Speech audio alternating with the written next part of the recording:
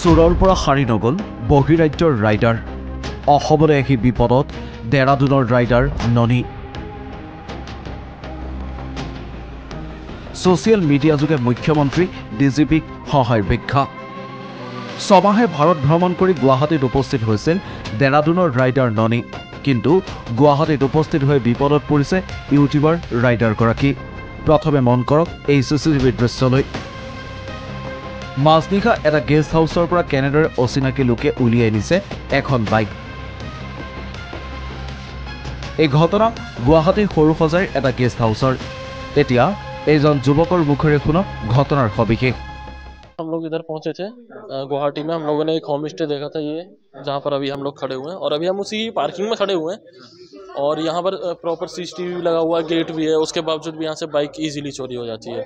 तो ये बहुत दुख की बात है कि आसाम में आकर हमारे लिए साथ में ऐसा कुछ हुआ, क्योंकि हम लोगों ने अभी काफ़ी सारी सिटी ऑलमोस्ट 70% हम लोगों ने अपनी राइड कंप्लीट कर ली है। ऐसा हमारे साथ में कहीं भी नहीं हुआ। जहाँ भी हम लोग गए, लोगों ने हमारा अच्छे से वेलकम किया। बट গুৱাহাটীত প্ৰতিদিনে সংঘটিত হৈ আহিছে চুৰি ডকাইতিৰ দৰে ঘটনা।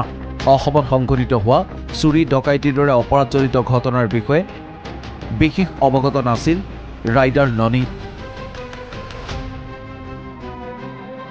অসমৰ দৰে এখন ৰাজ্যত বাইক চুৰিৰ দৰে ঘটনা সংঘটিত হ'ব বুলি কল্পনাই কৰা নাছিল ননীয়ে। কিন্তু নভবাকৈ ঘটি গ'ল এই ঘটনা। এতিয়া মুখ্যমন্ত্ৰী আৰু ডিজিপিক সহায়ৰ আহ্বান জনাইছে ননীয়ে।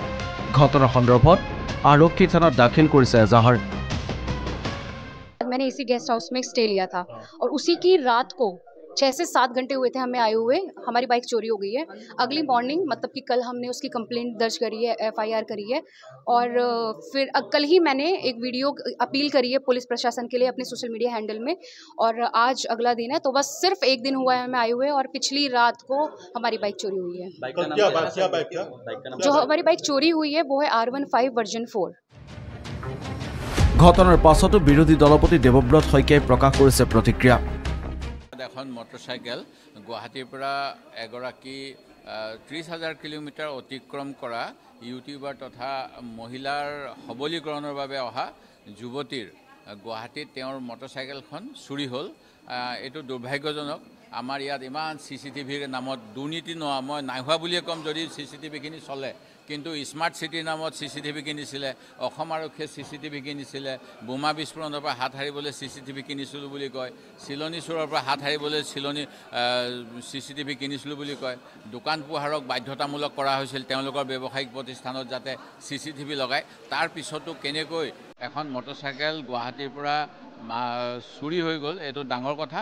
ই অসমৰ মান সন্মান প্ৰতিষ্ঠাত আঘাতজন। গুৱাহাটীখনক অপৰাধমুক্ত কৰাৰ বাবে বিভিন্ন স্থানত সংস্থাপন হৈছে CCTV। কিন্তু ইয়াৰ পাছতো আৰক্ষীৰ চকীত ধূলি দি একাংশই সংঘটিত কৰি গৈছে অপৰাধ। ৰাইডাৰ ননীয়ে পাবনে উচিত ন্যায়?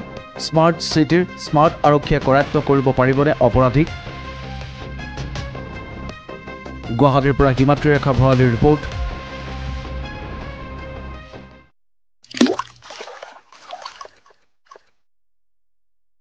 अन्नपूर्णा काव घी देश के हर एक खाने को लजीज बनाता है।